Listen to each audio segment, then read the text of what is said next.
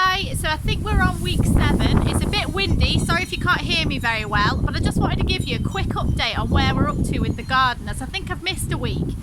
So this is a big veg patch behind me, and as you saw right at the beginning when we started these videos, this was just an empty patch with a few weeds in it. So it's been dug over and mulched, and now it's got the rhubarb, which is growing well in the back of the border. I had 2 leftover potatoes which I've put in there too and earthed up. I've got some pea plants which are doing well. They're flowering now, so I've had to tie them up a few times, which is good news. And next to them here you can see I've got a row of radishes and also got a row of mixed salad and lettuce in there too that my dad kindly grew for me from seed because I didn't have much success.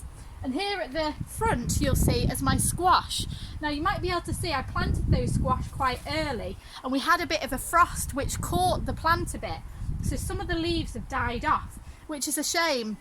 Now I haven't had that problem before and I don't really know what that will mean. So what I've done is I've given them a really good feed and left them in the ground, but also it's not too late to plant squash. So in addition to that, I've put some new seeds next to the old plants so that if they don't survive, they've got a bit of succession planning and something coming up next to them as well. So that's the big border, that's doing really well. Over here, as you can see, I've moved my net that was over the border with the chard and the peas. I've moved that into this border because you might be able to see if you peep under there, my black currant and gooseberry bushes are absolutely loaded full of fruit. So I've been giving them a good feed and a water as well. And the strawberries, I'm keeping them mulched at the bottom here and I'm getting some good strawberry plants coming as well. So hopefully we'll get some fruit later in the year from those.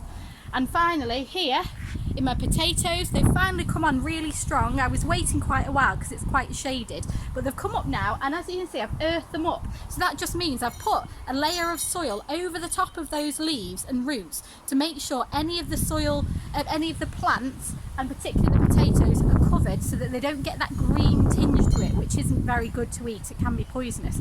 So I've covered them and you can just see there's a few of the leaves poking out at the top, which is fine. I've then given them a good feed and a water as well, and in the ditch next to them, that will take quite a while now for them to push through, I've planted, again my dad's grown, some chard seedlings because it's right under the apple tree here and they're okay with a bit of shade. So veg is coming on quite nicely. You'll be able to see here if I quickly show you into my greenhouse. I've got a really good pepper plant and a couple of tomato plants which you've seen on a previous video I've been pinching out, and they're doing quite well as well.